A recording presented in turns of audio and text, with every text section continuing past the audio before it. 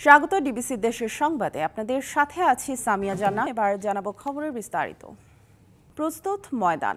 কাল টঙ্গীর তুরাগ তীরে শুরু হচ্ছে তাবলিগ জামাতের বিশ্ব ইজতেমা। 31 জানুয়ারি থেকে 5 ফেব্রুয়ারি পর্যন্ত প্রথম ধাপে 2 ভাগে ইজতেমায় অংশ নেবেন মাওলানা জুবায়েরপন্থীরা। আর মাওলানা সাদপন্থীদের ইজতেমা হবে 14 থেকে 16 ফেব্রুয়ারি। সার্বিক পরিস্থিতি বিবেচনায় নিয়ে নিরাপত্তা ব্যবস্থা সাজানো হয়েছে বলে জানিয়েছেন আইজিপি বাহারুল আলম। টঙ্গীর তুরাগ নদের তীরে 160 একর জমি জুড়ে বিশ্ব ইজতেমা ময়দান প্রস্তুত করা হয়েছে। শুক্রবার ফজরের নামাজের পর থেকেই আম বয়ানের মাধ্যমে বিশ্ব ইজতেমার আনুষ্ঠানিকতা শুরু হবে।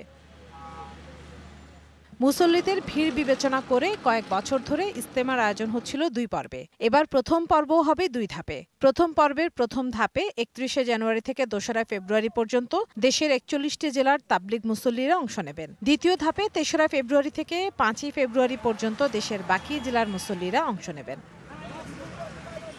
আর দ্বিতীয় পর্বে মাওলানা সাদ অনুসারীদের ইজতেমা হবে 14, 15 ও 16 ফেব্রুয়ারি। বুধবার ভোর থেকে দেশের বিভিন্ন জেলা থেকে আগত মুসল্লি ও নেতারা তাদের খিত্তা অনুযায়ী ময়দানে অবস্থান নেওয়া শুরু করেছেন। আগে আসে ওই যে জায়গা নিচ্ছি, আমলে এখন বসবো। ফজরে এসে আমরা এখানে জামাত করছি আর কি। ইজতেমা ময়দান পরিদর্শন করে পুলিশ মহাপরিদর্শক জানান, নিরাপত্তা ব্যবস্থায় পুলিশ, র্যাব, আনসারের পাশাপাশি থাকবে সেনাবাহিনী ও বিজিবি। 365টি সিসি ক্যামেরার মাধ্যমে পুরো ময়দান পর্যবেক্ষণ করা হবে। প্রায় 6000 আইনশৃঙ্খলা বাহিনীর সাথে নিরাপত্তায় দায়িত্ব পালন করবেন 10,000 স্বেচ্ছাসেবক। সাব কন্ট্রোল রুম থাকবে আমাদের 15টি। সেখানে আপনারা যার কোনো অসুবিধা হয় সাব কন্ট্রোলে সেখানে রিপোর্ট করলেই আমরা তাৎক্ষণিক ব্যবস্থা নেব। নিরাপত্তা ব্যবস্থা নিয়ে কথা বলেন পুলিশ মহাপরিদর্শকও। এবার কিন্তু ব্রিফিং দিয়ে আমরা শেষ করিনি, আমরা আবার এই যে একটা প্রিন্টেড বুকও তাদের হাতে দিয়ে দিচ্ছি, সো দ্যাট তারা নিজেদের অংশটা বুঝেন, আবার পুরো দি হোল পিকচার একটা হোলিস্টিক ধারণা যেন প্রত্যেকের মাথায় থাকে। তাবলিগ জামাতের ভেতরের দ্বন্দ্ব সংঘাত যেন ইজতেমা ময়দানে ছড়িয়ে না পড়ে সেদিকে সতর্ক অবস্থানে থাকবে আইনশৃঙ্খলা রক্ষাকারী বাহিনী। নির্বিঘ্নে সব আয়োজন সম্পন্ন হবে এমন প্রত্যাশা সবার। DBC news desk. Gazipur Shahid Tajuddin Ahmad medical college হাসপাতালের মর্গে টাকা দিলেই মিলছে চাহিদা অনুযায়ী ময়না তদন্ত প্রতিবেদন। চিকিৎসক ও সহকারীদের এই চক্রটি প্রতিবেদন পাল্টে দেওয়ার ভয় দেখিয়ে কৌশলে টাকা আদায় করছে উভয় পক্ষের কাছ থেকেই। চাঞ্চল্যকর এই খবরে মাঠে নামে দুদক। অভিযানে মেলে সত্যতাও। গত বছরের 31 মে জাহিদুল ইসলাম সহ পরিবারের সবাইকে খাবারে বিষ দিয়ে হত্যার চেষ্টা করেন স্ত্রী মোনা আক্তার। পরে চিকিৎসাধীন অবস্থায় মৃত্যু হয় জাহিদুলের। আইনি ঝামেলা এড়াতে ময়না তদন্তের মিথ্যা প্রতিবেদন তৈরি করার চেষ্টা করেন মোনা। রফাদফা হয় শহীদ তাজউদ্দিন আহমেদ মেডিকেল কলেজের ফরেনসিক বিভাগের চিকিৎসক ANM আল মামুন ও তার সহযোগী বুলবুলের সাথে। রিপোর্ট বদলে দেওয়ার ভয় দেখিয়ে জাহিদুলের পরিবারের কাছেও দাবি করেন মোটা অঙ্কের টাকা। আমি বলছিলাম বা ওই সঙ্গে বলছিলাম যে আমি তাদের কাছে বইলে রিপোর্ট আমি তৈরি করার চেষ্টা করবো। ভাই একটু ছোট ভাই ছিল আমার, আমি তো বলছি আপনার ফরেন কথা একটু ভাই বাসায় দিন, ভাই একটু বাসায় দিন। আমি কথা দিছি, জবান দিছি। আচ্ছা ভাই, জি ভাই, জি জি। আল্লাহ নাস্তা করব এক লগে বইয়া। জাহিদুলকে বিষ প্রয়োগ করা হলেও বদলে দেওয়া হয় ময়না তদন্তের প্রতিবেদন। টাকা পুরো পেমেন্ট করার 3 দিন পর আপনারা রিপোর্ট পেয়ে যাবেন। পরে 3 দিনের দিন এই যে কোড়ের ভিতরে যে ক্লাব আছে, ক্লাবে বৈশা ওনার কথা আমরা রেকর্ডিং করি। আমাদের বাগিনা মারা গেছে, আবার আমাদের কাছে টাকা চাইছে 25 লাখ বুলবুলের মাধ্যমে 3 জন ডাক্তার। যদিও টাকার বিনিময়ে ময়না তদন্তের প্রতিবেদন পাল্টে দেওয়ার অভিযোগ অস্বীকার করেন অভিযুক্তরা। শুধুমাত্র চুম্বকীয় অংশ রেকর্ডিং যদি শুনে যদি একটা মানুষকে যদি জাস্টিস করা হয়, সেটা তো অপরাধ। বললাম তো একটা মিসগাইড করা হচ্ছে, আমাকে বলবো যে এটা প্রকৃত সত্যটা দুদক স্যার আছে, ওনারা তদন্ত করতেছে। আমি ইনভেস্টিগেটিং অফিসারকে বলেছি যে এটা বিষক্রিয়া আসলে মারা গেছে কিনা সেটা সার্কামস্টেন্সিয়াল এভিডেন্সে তদন্ত করে যেন তারা দেখে। এখন উনি কি ভিত্তিতে, কেন, কি বেসিসে এখন আবার আমার কথা বলতেছেন সেটা আমি বুঝতে পারতেছি না। গুরুতর এই অভিযোগের খবর পেয়ে অভিযানে নামে দুদক, মেলে সত্যতাও। বিভিন্ন জনের কাছ থেকে টাকা পয়সা নিয়ে রিপোর্ট পরিবর্তন করে বা বিভিন্ন জনকে অনৈতিক সুবিধা দেয়, এরকম আমরা বিভিন্ন আলামত এই মোবাইল ফোনে পেয়েছি। বেশ কিছু নথিপত্র সংগ্রহ করছি, তাতে আমরা দেখতে পেয়েছি যে তারা ইচ্ছাকৃত এই রিপোর্টগুলো ঝুলিয়ে রাখে, যার মাধ্যমে তারা আর্থিক লেনদেনের একটা সুযোগ এখানে তৈরি হয়। ফরেনসিক বিভাগের বিরুদ্ধে আনা অভিযোগ ও অনিয়ম নিয়ে কথা বলতে নারাজ হাসপাতাল কর্তৃপক্ষ। Mahmuda Sikdar, DBC news, Gazipur. শুল্ক জটিলতা 1 বছর ধরে কুড়িগ্রামের রৌমারী শুল্ক স্টেশন দিয়ে পণ্য আমদানি রপ্তানি বন্ধ আছে। এতে অন্তত 10,000 মানুষ কর্মহীন হয়ে পড়েছেন। সরকারও হারাচ্ছে বিপুল রাজস্ব। রৌমারী উপজেলার ভারত সীমান্তবর্তী নতুন বন্দর এলাকার অবস্থান রৌমারী শুল্ক স্টেশনের। এটি পূর্ণাঙ্গ বন্দর না হলেও স্বাধীনতার পর থেকেই আমদানি রপ্তানিতে ব্যবহার করে আসছে দুই দেশের ব্যবসায়ীরা। পাথর, কয়লা ও প্লাস্টিক সহ বিভিন্ন পণ্য আনা নেওয়া হয় এই পথ দিয়ে। তবে গত বছরের শুরুর দিকে বাড়ানো হয় আমদানি করা পণ্যের ওপর শুল্ক। এতে খরচ বাড়ায় টিকে থাকতে না পেরে আমদানি রপ্তানি বন্ধ রাখেন ব্যবসায়ীরা। সরকার পর্যায়ে আলোচনা করে স্থলবন্দরটি যদি একটু খুলে দেওয়ার ব্যবস্থা করা হয় তাহলে হয়তোবা পরিবার পরিজন নিয়ে স্বাচ্ছন্দ্যে জীবনযাপন চলতো। সরকারের কাছে আবেদন, এই বন্দরটা যেভাবে চালু হয় সে ব্যবস্থা করবেন দুই দেশের সরকার মিলিয়ে। এতে সরকার যেমন বিপুল রাজস্ব হারাচ্ছে, তেমনি কর্মহীন হয়ে পড়েছেন বন্দরের ওপর নির্ভরশীল মানুষ। এখানে আমরা কর্মসংস্থান করি, কাজকাম করি, প্রায় 8-10 হাজার লেবার কাজ করে। অনেকদিন যাবৎ বন্ধ হওয়াতে আমরা কোনো কাজকাম করতে পারতেছি না। আমরা কি করে খামু? আমাদের এলাকার মানুষ বর্তমানে অনেক কষ্ট আছে। এ ব্যাপারে কর্তৃপক্ষের সাথে আলোচনা চালিয়ে যাচ্ছেন ব্যবসায়িক নেতারা। শুল্ক স্টেশন সহ সকল পক্ষের সঙ্গে আলোচনা অব্যাহত রেখেছি যাতে দ্রুত পথটি সচল হয় এবং এখানে অনেক মানুষের কর্মসংস্থান এবং ব্যবসায়িক কার্যক্রম যেন পুনরায় সচল হয়। এই 12 টনের জায়গায় আমাদের কাস্টমরা শুল্ক বৃদ্ধি করে 25 টনের ট্যাক্স নেয়। 25 টনের ট্যাক্স দিয়ে আমরা লাভ করে পারিনি, লস খাইছি, যার দরুন আমরা এই পাথর আমদানি বন্ধ রাখছি। সবার সাথে কথা বলে পদক্ষেপ নেওয়ার আশ্বাস দিয়েছে স্থানীয় প্রশাসন। আমরা চেষ্টা করছি যে সরকারিভাবে এটিকে পুনরায় চালু করার ক্ষেত্রে যে প্রসিডিউর মেনটেন করা সেদিকে যাওয়া এবং এই অনুন্নত একটা উপজেলাকে উন্নয়নের দিকে ধাবিত করার জন্য আমরা চেষ্টা করছি। সম্ভাবনাময় এই শুল্ক স্টেশন দিয়ে আবার আমদানি রপ্তানি চালু করার পাশাপাশি এটিকে পূর্ণাঙ্গ বন্দরে রূপ দেওয়ার দাবি স্থানীয়দের। TVC news desk. বৈধ কাগজপত্র ছাড়াই লক্ষ্মীপুরের রামগতিতে চলছে প্রায় 1/2 শতাধিক ইট ভাটা। ইট ভাটার কালো ধোঁয়ায় একদিকে যেমন পরিবেশ দূষণ হচ্ছে, অন্যদিকে কাশি ও শ্বাসকষ্ট সহ বিভিন্ন জটিল রোগে আক্রান্ত হচ্ছে শিশু ও বৃদ্ধরা। প্রশাসন বলছে ব্যবস্থা নিতে শিগগিরই শুরু হবে অভিযান। নেই পরিবেশ অধিদপ্তর ও জেলা প্রশাসনের অনুমোদন। লক্ষ্মীপুরের রামগতিতে এভাবেই চলছে 1/2 শতাধিক বাংলা ইট ভাটা। জনবহুল এলাকায় কাঠ পুড়িয়ে তৈরি হচ্ছে ইট। ভুক্তভোগী এলাকাবাসী বলছেন ইটের ধোঁয়ায় শ্বাসকষ্ট সহ বিভিন্ন চর্মরোগে আক্রান্ত হচ্ছেন তারা। দিনের পর দিন ইট ভাটার কর্মযজ্ঞ চললেও তা বন্ধে নেই প্রশাসনের কোনো উদ্যোগ। দুমার গদি আজ 3 বছর না আমার টিন সব নষ্ট হয়ে গেছে। ঘর দুয়ার ব্যাগ নষ্ট হয়ে যাইতে আছে, ফিল্টার গতিকে অকান টাইম নাই, নিঃশ্বাস টান জানা ধোঁয়ার লাই। কত গাছ রুকলাম, একটা গাছ নাই, সুয়ারি গাছ রুকলাম, সুয়ারি গাছ সব মরে যাইতেছে। রামগতির 8 জন ব্রিকফিল্ডের মালিকদের বিরুদ্ধে রয়েছে হাইকোর্টের রায়কে পাল্টে দিতে রেজিস্ট্রার সহ অনুলিপিকারকগণের স্বাক্ষর জালিয়াতির অভিযোগ। মিথ্যা আদেশ তৈরির মাধ্যমে নকল কাগজ বানিয়ে পরিচালনা করছেন বাংলা ইট ভাটা।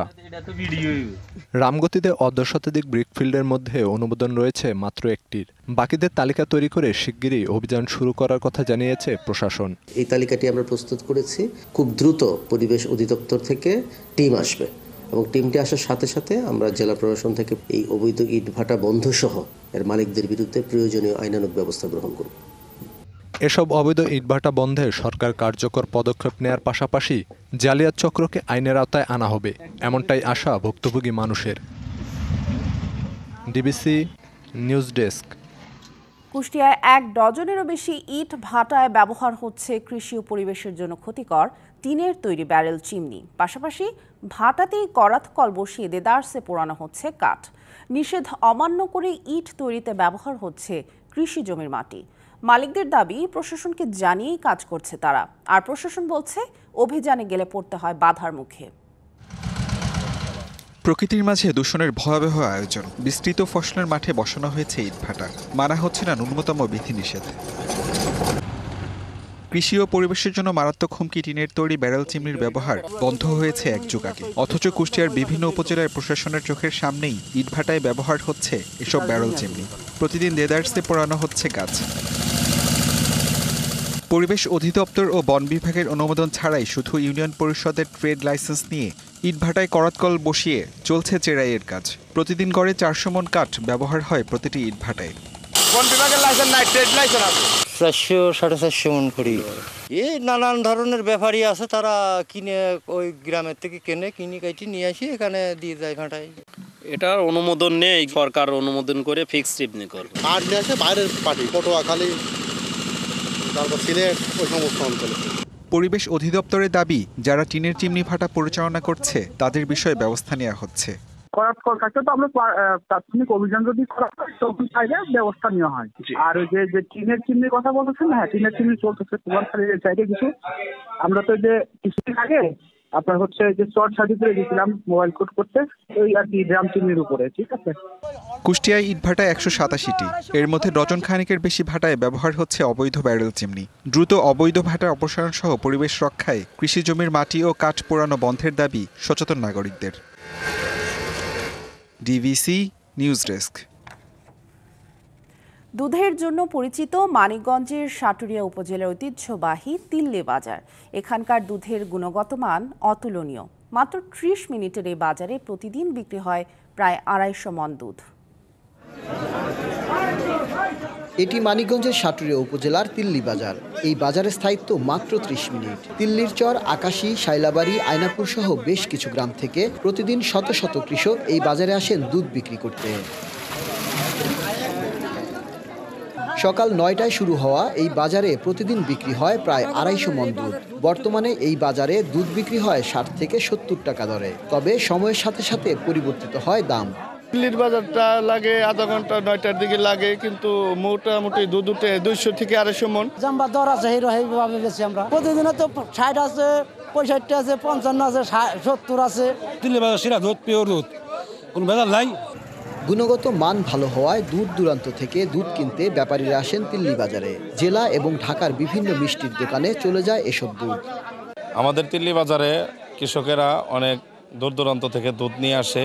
আমাদের বাজারে দুধের মান অনেক ভালো। থানা তৈরি করি প্রতিদিন মোটামুটি ধরেন যে হয়তো 7-8 মণ কিনি। দুধ উৎপাদনকারী খামারিদের পরামর্শ সহ প্রযুক্তিগত সহযোগিতা দেওয়ার কথা জানান প্রাণী সম্পদ বিভাগ।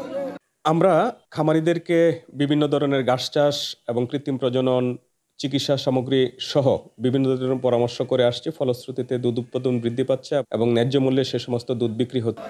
বাজারে ভালো চাহিদা এবং ন্যায্য দাম পাওয়ায় খুশি তিল্লি বাজারের ক্রেতা বিক্রেতারা। Ashraful Alam Liton, BBC news, Manikganj. শীতের সকালে সূর্যের নরম উষ্ণতায় যেন হেসে ওঠে সূর্যমুখী ফুলেরা। আর প্রকৃতির অপার এই সৌন্দর্যের টানে উষা থেকে গোধূলি পর্যন্ত প্রিয়জনের হাত ধরে হারিয়ে যাচ্ছেন প্রকৃতিপ্রেমীরা। এমনই এক সৌন্দর্যের ঝাঁপি গড়ে তুলেছেন নরসিংদীর উদ্যোক্তা তৌহিদুল ইসলাম। সৌন্দর্য প্রেমীদের কাছে দর্শনীয় স্থানে পরিণত করার পাশাপাশি উদ্যোক্তা প্রতিদিন আয় করছেন 50,000 টাকা। সবুজ পাতার আড়াল থেকে মুখ উঁচু করে হাসছে সূর্যমুখী ফুল। শীতের হিমেল বাতাসে দোল খেতে খেতে যেন আমন্ত্রণ জানাচ্ছে প্রাকৃতিক এই সৌন্দর্য উপভোগ করার। দূর থেকে দেখলে মনে হবে বিশাল আকারের হলুদ গালিচা বিছানো। চোখ জুড়ানো এমন অপরূপ সৌন্দর্যের দেখা মিলবে নরসিংদী সদরের নাগরিয়াকান্দি এলাকায়।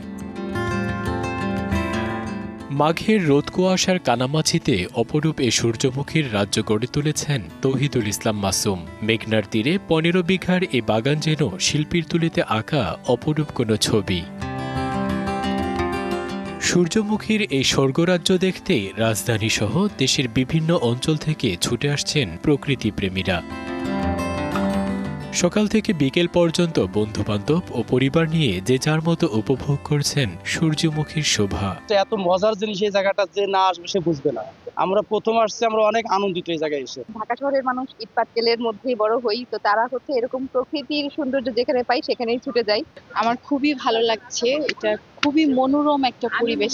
উদ্যোক্তা জানান বাগানটিকে কাজে লাগিয়ে বাড়তি আয় হচ্ছে তার।